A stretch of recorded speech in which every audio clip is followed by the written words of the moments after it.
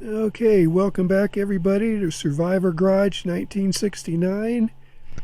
And we're going to be getting ready to shoot some color on the, excuse me, the jamb on the door.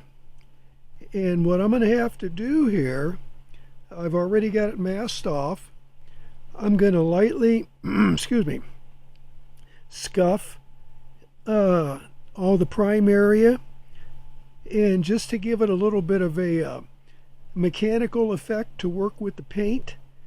And but yeah, we're going to go ahead and shoot some color on it and try to make it look pretty. And like I said, I got the it masked off, and you know, it's no sense in spraying way up, you know, in the top or center of it, you know, because there's open spots, you know, the window glass is still in it, stuff like that. But yeah, we're going to go ahead and take care of this. I still have to sand the jamb on the car itself. You know, that's got to be seal primed and stuff. But I want to go ahead and get the door out of the way. And then at least that much will be done. Then I can move on to the, you know, jamb on the car. So, and let me show you here. Let me get around here. Hopefully I won't fall on my butt. My gun of choice, what I'm going to use, hang on here just a second. This is actually my first, how would you say, real spray gun I bought many years ago. Let me get around here. It's a little tight as usual here in the garage. Hang on. Yeah, I'm getting there. It is a DeVilbiss JGA 502, and it is a high pressure gun. This is what I'm going to do the jams with. Now, you know, when I do the face of the door, all the other body parts, main body, you know, I'll do that with my HVLP guns. But this is what I'm going to use on the jams. Now this gun, hang on just a second here. Try to do this without banging my camera stabilizer here. Hang on here a second. Let me grab hold of this.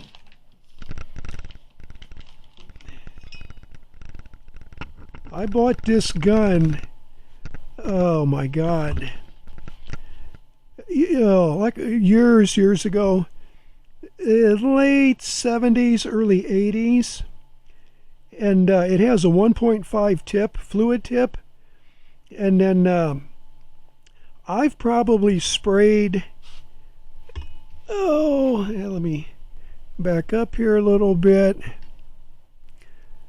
I don't know, maybe 4 cars, 5 cars with this.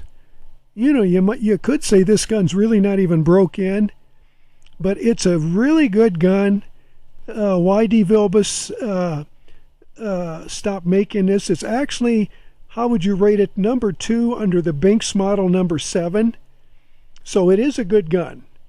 And but anyways, it is a high pressure gun, and you know, there's nothing, how would you say, efficient about this gun, but it will throw down some color and it will throw down some clear. And I painted a 76 blue Chevy pickup with it, my truck. My mom had a little Pinto. I done a complete overall spray job with this on that car. Done a beautiful job. It was base coat, clear coat. I've got an 87 S10 pickup. I sprayed that with this gun, and it works really good. You do get quite a bit of overspray, you know, especially when you do the clear coating, but other than that, I mean it will throw down some clear, you know, and some color. I do have a let me set this back up here. I do have a different air cap for it. Hang on just a minute here. Do this. I'm trying to do this as professional without banging my camera stabilizer here.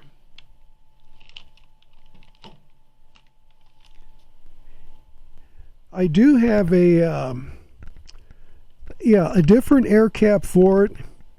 And, when you go to do your clear coating, but the gun, like I said, I've done 4 or 5 cars with it, and it's really a decent gun. And a lot of it, I think that these older guns, they actually call this gun a vintage gun, because it's old. But the thing is, a lot of it, they quit making guns like this. I've seen them, a few of them brand new on eBay, but sure, EPA had a lot to do with that. But it is a very good gun. I've not used it in quite a long time, but I thought for this job here, because I can actually, it being a high pressure gun, I can turn the pressure down pretty good on it. And then, in it being a high pressure gun, it'll still spray decently at a lower pressure. And for the jam, it's going to be okay. And let me try to get you a little shot of this side over here. Like I said, I'm going to scuff all this with a Scotch-Brite. Like I said, just to have a little bit of a mechanical issue, with the paint and this, to help it bond better. Because this primer, it's been on there for a little bit here. And let me try to get around here. Man, there's so much in this garage. It makes this, like I said before, makes jobs like this difficult. But I've built 3 cars in this garage. The only problem is I'm older and I'm slower. Get you a little shot over here. I'll have to position all this, so I can spray everything. Which is no big deal. But I actually masked it off today, and we'll get some paint on it. And like I said, I'll have to do the jam on the door or on the car itself. Let me move over this way here.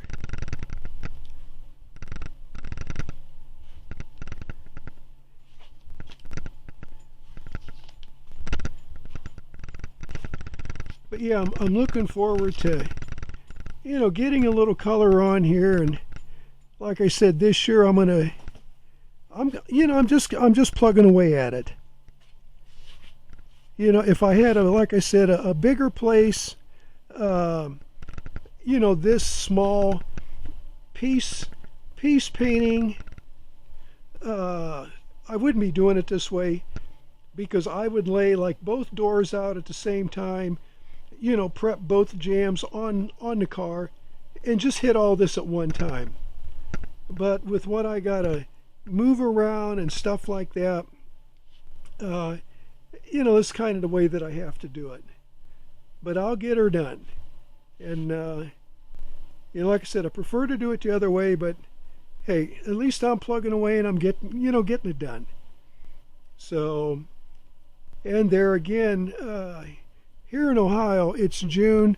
The weather's, it's been nice as far as warm, but we've had some pretty high humidity. Now, actually tonight, past few days, it's been upper 70s, 80s, stuff like that. And tonight it's going to drop down to 51 degrees. So, and rain, stuff like that. And it's just, Ohio weather is just, unless you have a professional climate controlled paint booth, when you got to do it like this, it just, the weather fights you. So you just got to kind of time your situation right to get a good day and have things prepped and ready. So anyways, but yeah, I just wanted a little pre-video of the before paint, and hopefully there's not going to be any issues. But in body work and painting, you never know.